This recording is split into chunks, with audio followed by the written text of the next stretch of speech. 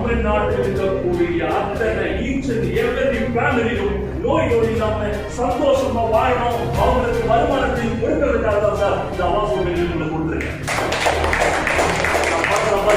எல்லாரும் நினைப்பாங்க எம்எல்ஏ வந்து நான் பணம் சம்பாதிக்கிறதுக்காக பிசினஸ் பண்றேன், பெரியசாமி சார் நிறைய கான்செப்ட் பண்ணிட்டாரு, இது கொடுத்துட்டாரு, அப்படி யாரும் நினைக்காதீங்க சார். ஒரு நாளும் போது சார் ஒரு நீங்க 30 லட்சம் பேருக்கு வரணும் இல்ல சார்.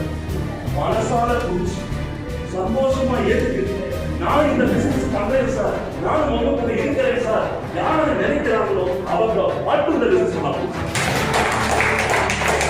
யாரையும் கட்டாயப்படுத்தாதீங்க. நீங்களா பண்ண வாங்க சார், நான் அது பண்ணித்தரேன், இது பண்ணித்தரேன், இப்படி பண்ணித்தரேன், அப்படி பண்ணுறேன் சொல்லாது சார்.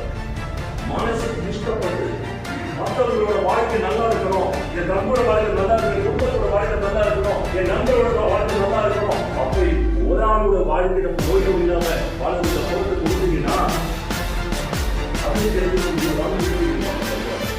கடவுள் சந்தோஷமா இருக்கும்.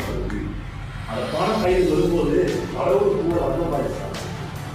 பல கான்செப்ட்கள் போயிட்டு இன்னொரு சார் சொன்ன மாதிரி காயின் பெற்ற கம்பெனி பலம் போய் பைக்கில் போக முடியல, காரில் போக முடியல, பஸ்ஸில் போக முடியல, அங்க போன பிரச்சனை, எங்க போன பிரச்சனை.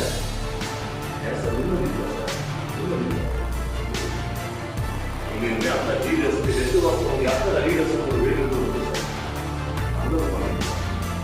நல்லது செய்யுங்க. இது வரைக்கும் நீங்க என்ன சொல்லி பண்ணிருக்கீங்களோ அத்தனை பிரதிநிதி எது இதுதான். இது பண்ணா போதும். எவ்வளவு தப்பு பண்ணிருக்கீங்களோ முன்னாடி எத்தனை பேரோட கஷ்டத்தை நீங்க வாங்கிருக்கீங்களோ அது தானியம். இதுக்கு முன்னாடி எவ்வளவு தப்பு பண்ணாலும் எவ்வளவு பண்ணாலும் ஒரு தப்பா யூஸ் பண்ணாலும் பரவாயில்ல, அதை உங்களுக்கு தாடி பண்ணணும். அதெல்லாம் நம்ம கோவில் போட்டு பண்ணாலே அது சரியா இருக்கும்.